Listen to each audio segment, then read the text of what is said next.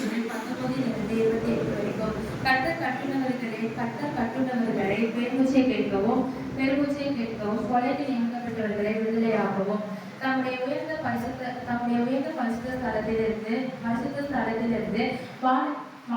ஸ்தலத்திலிருந்து பார்த்து வானங்களில் பூமியை கண்ணோக்கமானார். சீயோனில் கர்த்தருக்கு ஆராதனை செய்ய ஜனங்களும் ராஜ்யங்களும் ஏகமாய் கூடுகையில் சீயோனில் கர்த்தருடைய நாமத்தையும் எருசலேமில் அவருடைய துதியையும் பிரஸ்தாபப்படுத்துவார்கள். வழியிலே என் பலனை அவர் ஒடுக்கி என் நாட்களை குறுக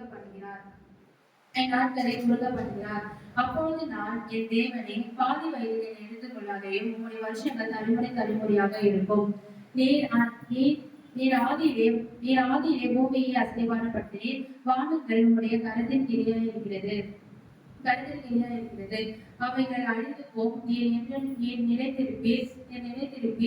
அவைகள் எல்லாம் வஸ்திரம் போல் பழமையாய் போ. நீர் அவைகளை சால்வையை போல் மாற்றினீர். அப்பொழுது மாறிப்போம். நீரோ வானகங்கள் இருக்கிறீர். உம்முடைய ஆண்டுகள் முடிந்து போவதில்லை. உம்முடைய அரியணையின் பிள்ளைகள் தாவணித்திருப்பார்கள். அவர்கள் சந்ததி உமக்கு முன்பாக நிலைத்திருப்பார்கள் என்று சொன்னேன்.